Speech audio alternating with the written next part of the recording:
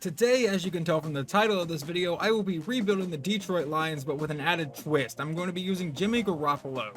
Garoppolo is not going to progress much farther. He is already 29 years old in his 8th year in the league. I imagine we are not going to get him much higher than a 75 overall, but we do have some young talent around him. At running back, we have star depth trait DeAndre Swift. At receiver, we have star depth trait DJ Chark and Amon-Ra St. Brown. And then I have made Jameson Williams a star depth trait because I'm pretty sure EA will make him a star depth trait. We are starting the season without Penei Sewell. It looks like he is injured, so our offensive line looks a little weaker than it actually is, but we still have to build this up a bit.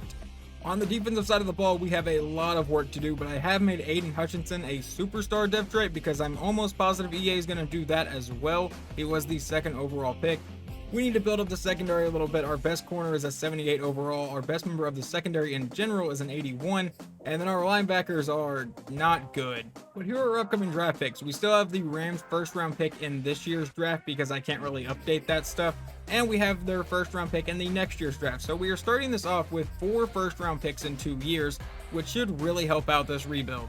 I don't know how many seasons this rebuild will be. If Jimmy Garoppolo starts to regress a whole lot, it'll probably end it sooner than 5 seasons, but let's go ahead and jump to the mid-season point and see how this team is. Well, I can't say I didn't expect this. At the midway point, we are 2-5. We are the 28th offense in points per game. We are the 15th defense in points per game.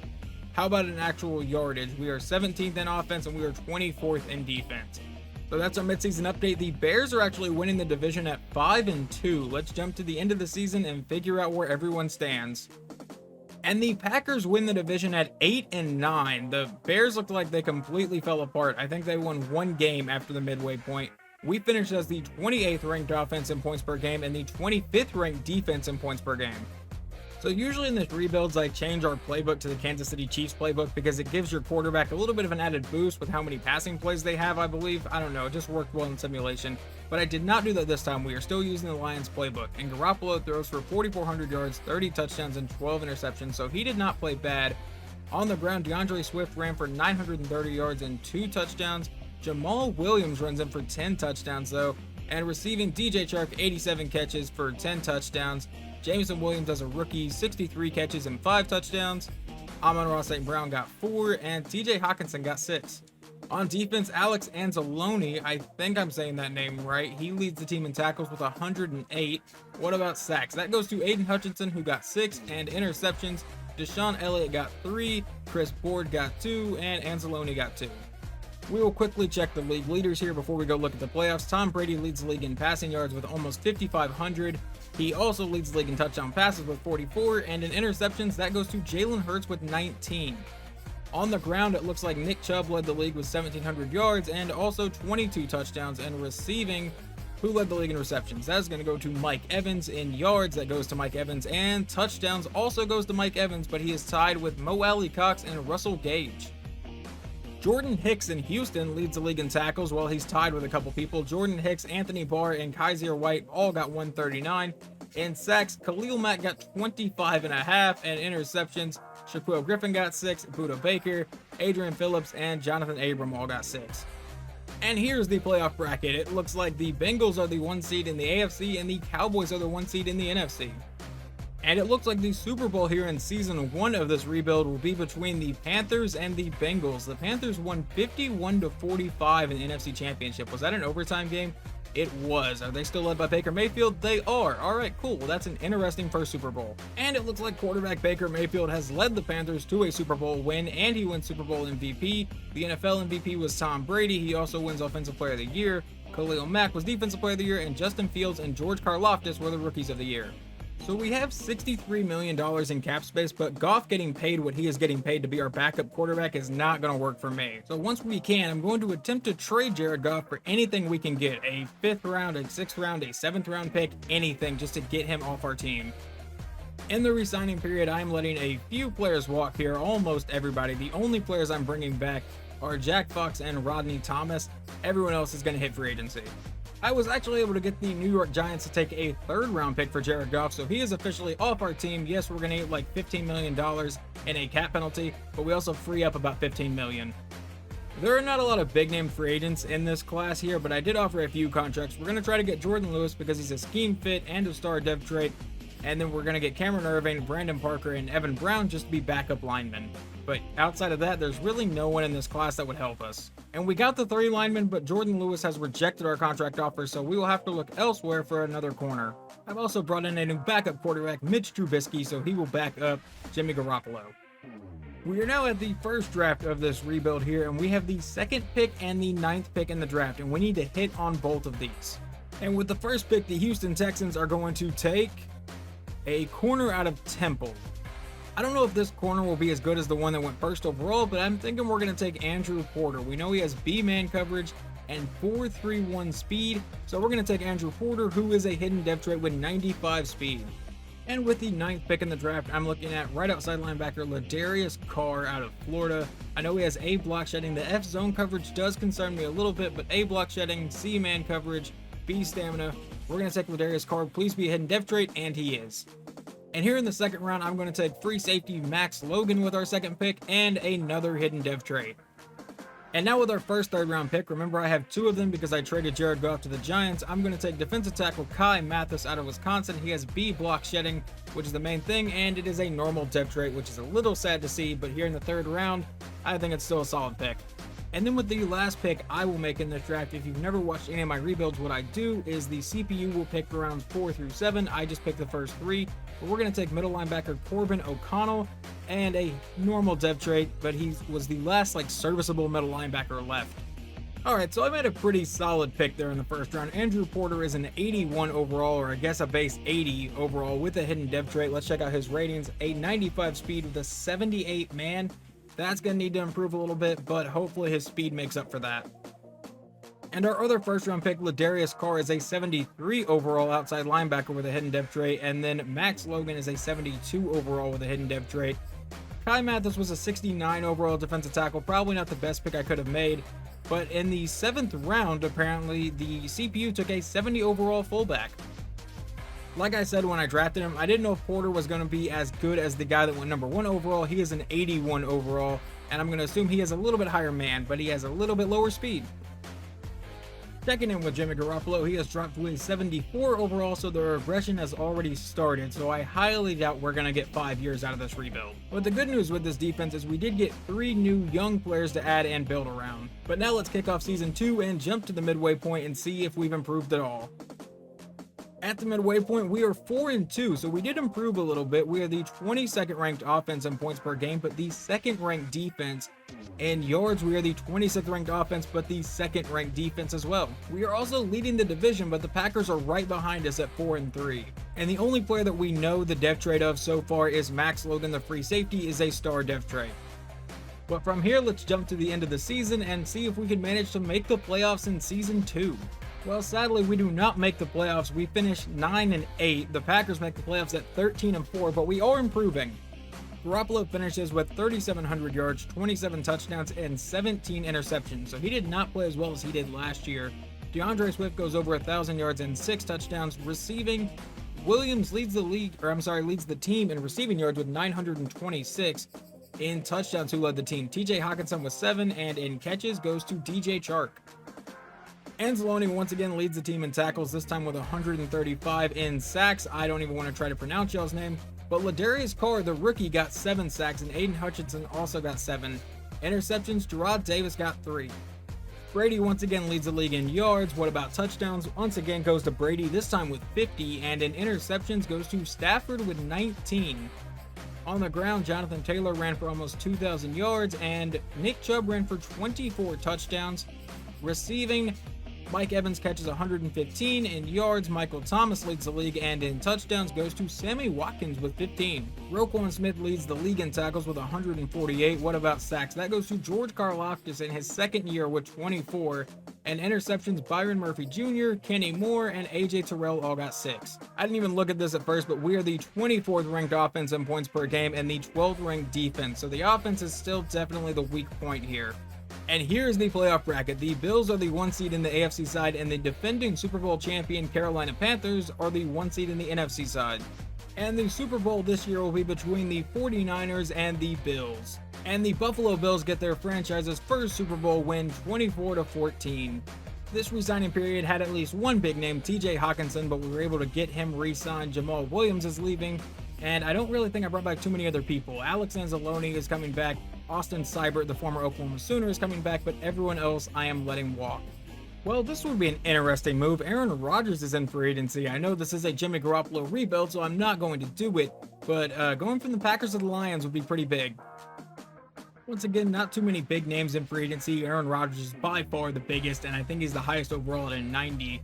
But we're going to try to bring in McCole Hardman to play in the slot. Amon-Ra St. Brown's only a 79 overall, not really progressing as fast as I would like him to. So we're going to bring him in, maybe put Williams in the slot actually. We'll figure it out. And then I'm also trying to sign Markel Lee because we have no left outside linebacker, and then Andre Dillard to be a backup. And we managed to land all three of those guys, so that is our entire free agency class. So now we're at the next draft. We have the 6th pick and the 18th pick in this draft. So let's see who Houston takes number 1 before we go to our pick, and they take quarterback Sharif Adams. And with the 6th overall pick, I'm looking at middle linebacker James Pollard out of West Virginia. He does have D zone coverage, but we know he has B tackle and B awareness, which is pretty solid, especially in simulation, and he's decently fast. He's the 5th fastest linebacker in his class. So we'll take James Pollard, and he is also a hidden depth trait. And with the 18th pick, I'm looking at Anthony Dubose. I hope I'm saying that right. Out of Wisconsin. He has A tackle. He is the fastest edge rusher in his class, and it looks like one of the most agile as well, with his 3-cone and his 20-yard shuttle being high. So we're going to take him, and he is a normal depth trait. I was not expecting that. I really figured he would be a hidden depth trait. And now in the 2nd round, trying to get our other outside linebacker, Lane Lowry out of Ole Miss, has A pursuit, B block shedding, and is one of the fastest linebackers in his class. So we're going to take him. He is a hidden depth trait. And I know I spent a 3rd round pick, I believe, last year on a defensive tackle. We're going to do it again. This one is Vernon Richard out of Oklahoma with C block shedding and a normal depth trait. Our 6th overall pick, James Pollard, comes in as a 74 overall with a hidden depth trait. Dubose was not a hidden depth trait, but he's still a 74 overall. Lane Lowry is also a hidden depth trait, I believe, and he is a 73 overall. So we now have a very young linebacking core that we're trying to build up, and the rest of the draft, no one over 70.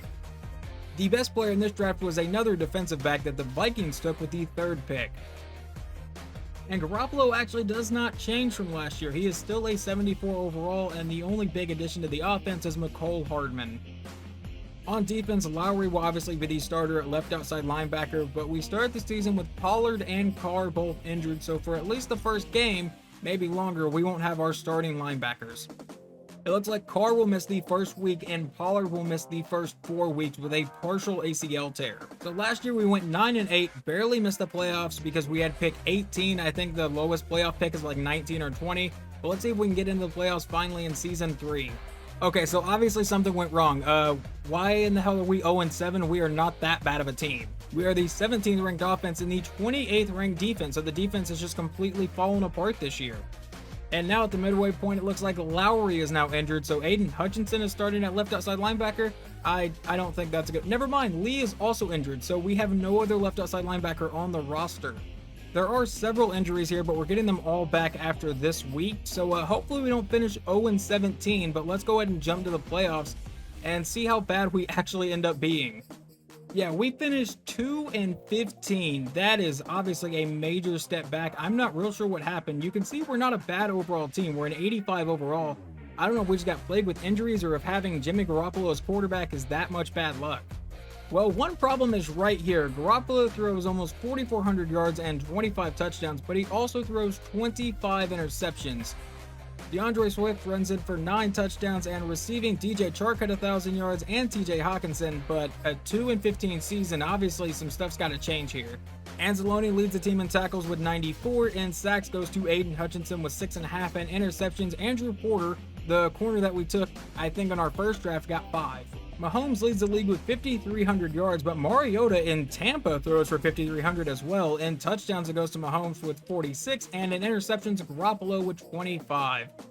On the ground, Jonathan Taylor ran for 2,175 yards and 20 touchdowns. McCaffrey also goes over 2,000, and Taylor runs for 20 touchdowns. Who led the league, in receptions? Travis Kelce with 101. In yards, James Mack with 1,400, and touchdowns goes to James Mack as well with 15. Chris Barnes leads the league in tackles with 146, and sacks George Karlaftis with 29.5, and interceptions Xavier Howard led the league with 7.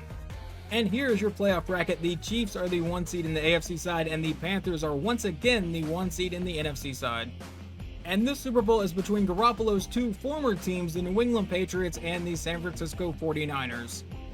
And the 49ers rebound from last year and win the Super Bowl, this time 28-27.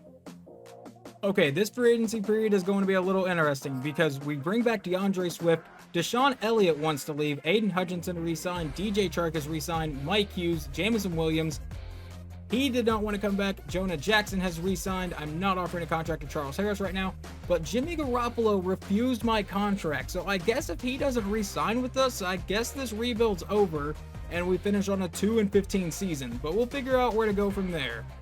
No one else is offering Jimmy Garoppolo a contract, so hopefully we're able to bring him back and I can continue this rebuild. Aaron Rodgers is still in free agency, still an 86 overall now. I guess if he doesn't re-sign with us, I guess we can try to bring in Rodgers and do like a one final year type thing. Alright, so I've made a few more offers this time. Tyrann Mathieu has no offers on him, so we're not going after Deshaun Elliott. We're going after Tyrann Mathieu because Elliott had like 5 teams bidding for him. We're going to try to bring in Fletcher Cox, also Zion Johnson, and Jimmy Garoppolo, obviously. And we land all 4. I'm excited about the Tyrann Mathieu signing. He's a 93 overall and should really help out our defense. And not really a shock whenever you start the season 0-7 and finish 2-15, but we have the number 1 pick in the draft.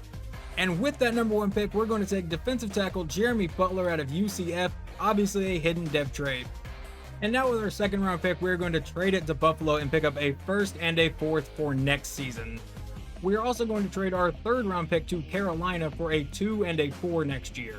And the only pick we make is defensive tackle Jeremy Butler, who is a 79 overall hidden depth trade, and then the CPU picked up the rest of the draft as I traded away our picks. And it looks like for the 3rd year in a row, a defensive back is the best player in the draft, and he fell all the way to 15. Jumping into season 4, Jimmy Garoppolo is a 72 overall, so we dropped 2 more points, but we have 4 receivers that are at least 80 overall. So hopefully you can make that work, and you have a 93 overall tight end and a pretty solid offensive line. Defensively, we now have 2 superstars thanks to the addition of Tyrann Mathieu. Jeremy Butler will start at defensive tackle alongside Fletcher Cox. DeBose is probably the weakest link on our defense, as everyone else is a star dev trade at least. It also looks like the CPU managed to take a defensive back in one of the rounds with a hidden dev trade, so we'll see what that is hopefully at some point. But I think this is the best team we built so far, so let's jump to mid-season here in Season 4, and hopefully we are not 0-7. Well, we're not 0-7, but we are 2-4, and we have the 28th ranked offense and the 5th ranked defense, so I really think Jimmy Garoppolo is holding this team back a lot. And we finished the season 6-11 with an 86 overall team. Is having the Lions playbooks really affecting the team this bad? Well, Garoppolo plays a lot better this year. 4,500 yards, 24 touchdowns, and 9 interceptions. Running the ball, Brian Bird came in. I guess DeAndre Swift got injured for a while, but he ran for 9 touchdowns. And through the air, Jameson Williams caught 1,000 yards and 7 touchdowns. TJ Hockenson caught 2, DJ Chark caught 6.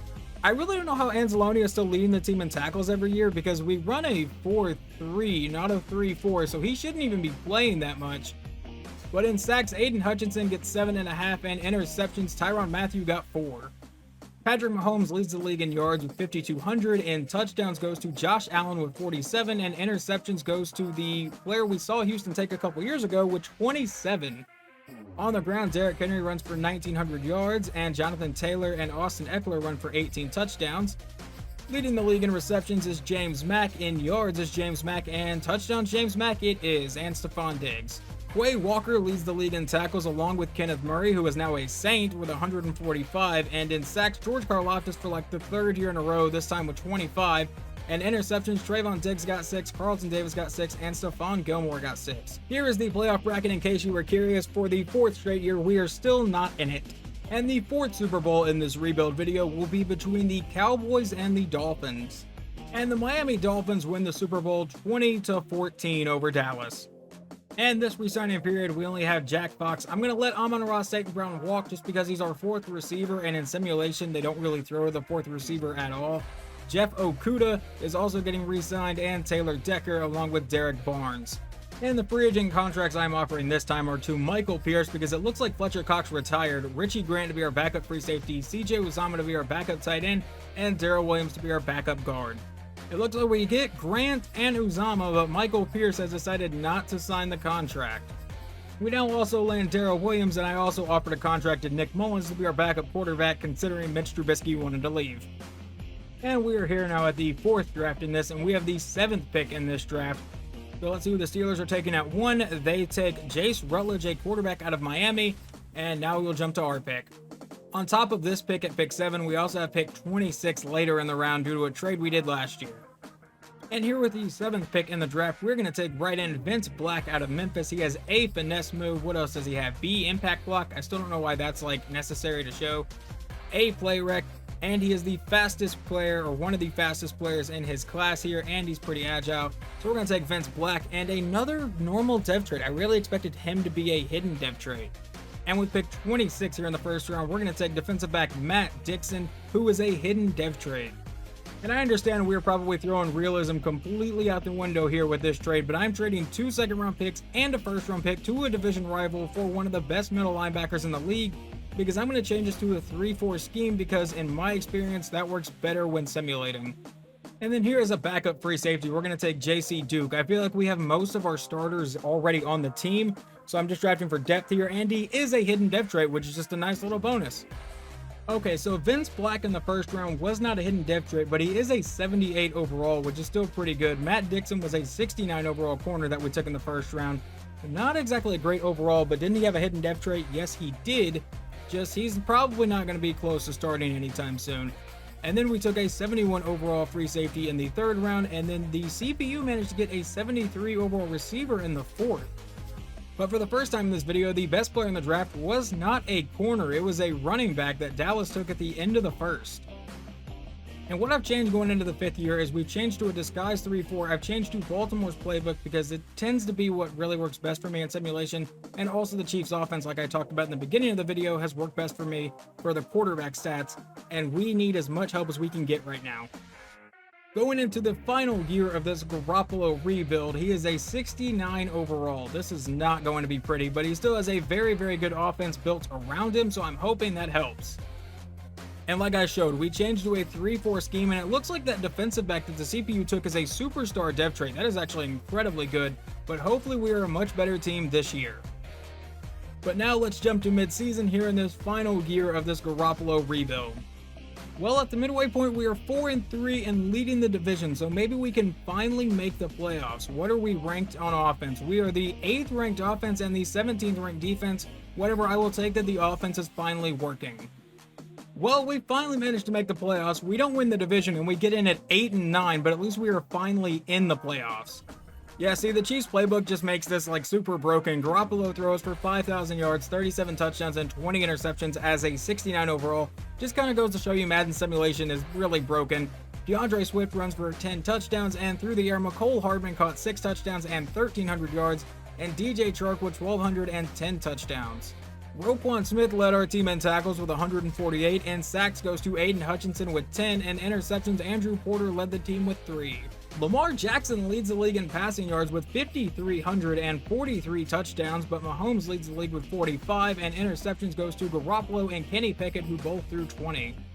Let's see what happened on the ground. 2 rushers over 2,000 yards again, Jonathan Taylor for 2,124 touchdowns, and Derrick Henry for 22 touchdowns, but Ezekiel Elliott leads the league with 25. And through the air, James Mack, for I think the 2nd year in a row, leads the league with 119 catches, 1,800 yards, and 18 touchdowns, which also leads the league, tied with Treylon Burks. Miles Jack leads the league in tackles with 156. Sacks goes to George Karlaftis with 36.5. Whatever roster I'm using, he is absolutely broken in this. I think that's the 3rd time he's done that on a rebuild video. And Avonte Maddox catches 6 interceptions, which as an Eagles fan, I would absolutely love. We finished as the 12th ranked offense and the 23rd ranked defense. Not great, and points per game were 15th and 25th, so our defense is not as good as I thought it would be adding Roquan Smith. And here is the rest of the playoff bracket. We are finally included in this. It only took 5 seasons and for me to change to one of the more broken playbooks in the game, but let's go ahead and simulate this game and see if we can pick up a win. And we do actually manage to win a playoff game, 38-35 over the Packers. Garoppolo throws 4 touchdowns, Jordan Love throws 2.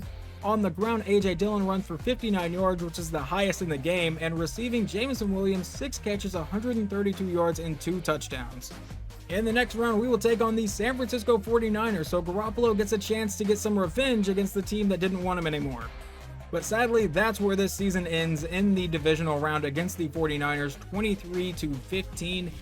Trey Lance throws 1 touchdown, Garoppolo throws a touchdown and a pick. On the ground, DeAndre Swift ran for 53 yards, and through the air, DJ Chark did catch 5 passes for 130 yards, just not enough to win. But here's how the rest of the playoffs have played out. The Panthers are taking on the 49ers, and the Chiefs are taking on the Bills. And Baker Mayfield and the Carolina Panthers win the Super Bowl 28-29 to get their second one in 5 years.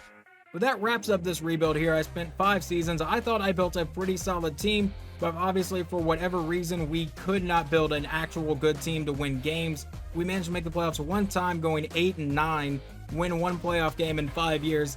So obviously the Jimmy Garoppolo rebuild experiment was a failure.